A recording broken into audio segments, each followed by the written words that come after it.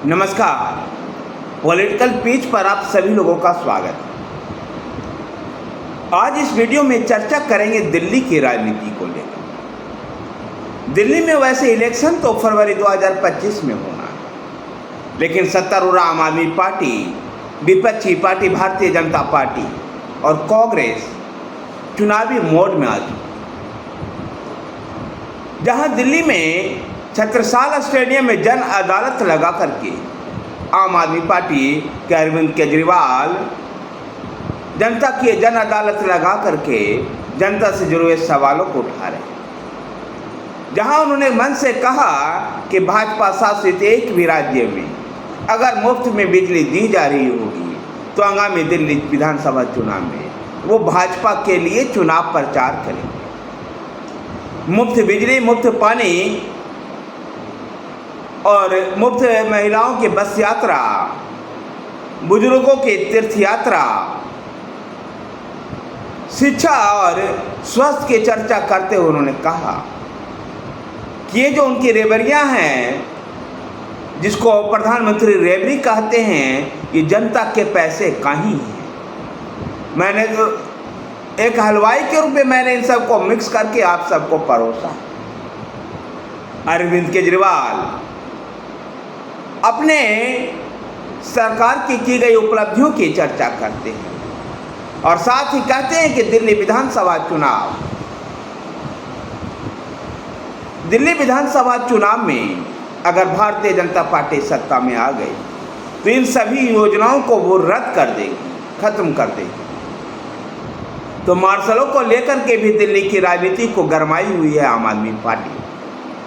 तो उधर भारतीय जनता पार्टी इसका जवाब देने के लिए बुरारी में रैली की और बुरारी के रैली से भारतीय जनता पार्टी दिल्ली प्रदेश इकाई के अध्यक्ष वीरेंद्र सचदेवा ने दिल्ली के लोगों को ये भरोसा दिलाया, पहले से चली आ रही स्कीमों को लागू किया जाएगा, जारी रखा जाएगा और सत्ता में आने के बाद दिल्ली के विकास के लिए बेहतर प्लान को भारतीय जनता पार्टी लेकर के आई।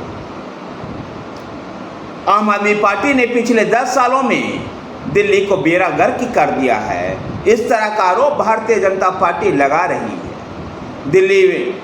दिल्ली में जिस प्रकार से आम आदमी पार्टी शराब घोटाले में उसके नेता और मंत्री नामजद हुए, कई और तरह के कदाचार का आरोप आम आदमी पार्टी के नेताओं पर लगा। इस प्रकार ये भ्रष्टाचार का मुद्दा भी भारतीय जनता पार्टी प्रमुख रूप से उठा रही।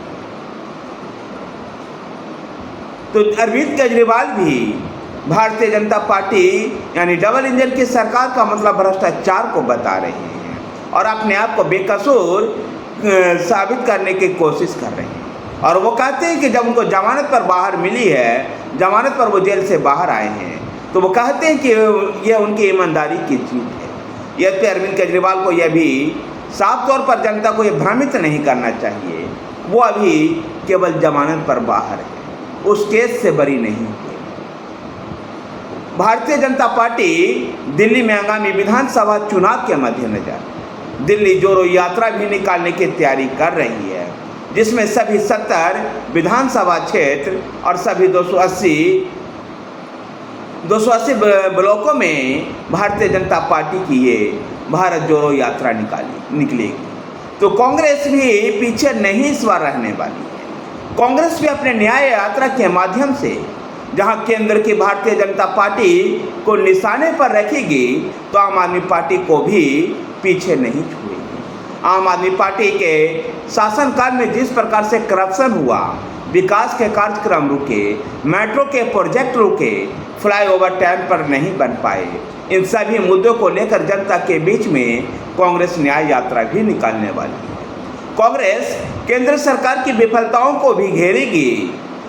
तो शीला दीक्षित के समय में जो दिल्ली में काम हुए, उस काम को लेकर के भी जनता के बीच में न्याय यात्रा के माध्यम से जाएगी। गौरतलब है कि आम आदमी पार्टी के उभार से पहले दिल्ली में भाजपा और कांग्रेस के बीच में सीधा मुकाबला था और 1998 से लेकर 2013 तक यानी 15 सालों तक शीला दीक्षित ने कांग्रेस को लगातार सत्ता में बनाए रखी।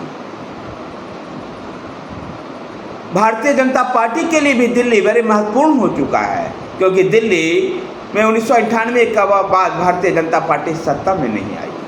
पहले कांग्रेस से वो चुनाव हारती रही और 2013 के बाद वो आम आदमी पार्टी से चुनाव हारती हुई नजर आ रही है। तो ऐसे में दिल्ली में जो मुकाबला इस बार होगा वो त्रिकोणीय मुकाबला होगा। कांग्रेस भी इस बार मजबूती के साथ लड़ना चाहती है और कांग्रेस अपने कोर वोटर रहे अल्पसंख्यक समुदाय, दलित समुदाय और झुग्गी झोपड़ी के वोटों को फिर से हासिल करने के लिए उन क्षेत्रों में ज़्यादा सक्रियता दिखाई दे रही है। दिल्ली में जिस प्रकार से विधानसभा चुनाव के लिए तमाम राजनीतिक दलों ने अपनी तैयारियों का अंजाम दिया है, इसमें दिल्ली विधानसभा का चुनाव दिलचस्प होने वाला है। अगर कहें दिल्ली विधानसभा चुनाव में कांग्रेस की जो मजबूती है, जो कांग्रेस की मजबूती नज़र आ रही है, और हरियाणा विधानसभा चुनाव में अगर उसकी जीत हुई तो उसके बाद दिल्ली में और भी अधिक हौसले अफजाई होगा कांग्रेसियों का। ऐसे में दिल्ली में कांग्रेस के मजबूत होना आम आदमी पार्टी के लिए खतरा बन सकता है।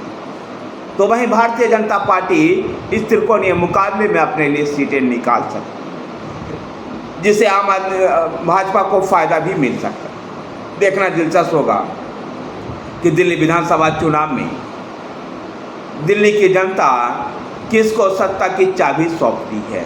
धन्यवाद साथियों, वीडियो को लाइक कीजिए, शेयर कीजिए। हमारे साथ बने रहने के लिए हमारे चैनल पॉलिटिकल पिच को सब्सक्राइब कीजिए। धन्यवाद।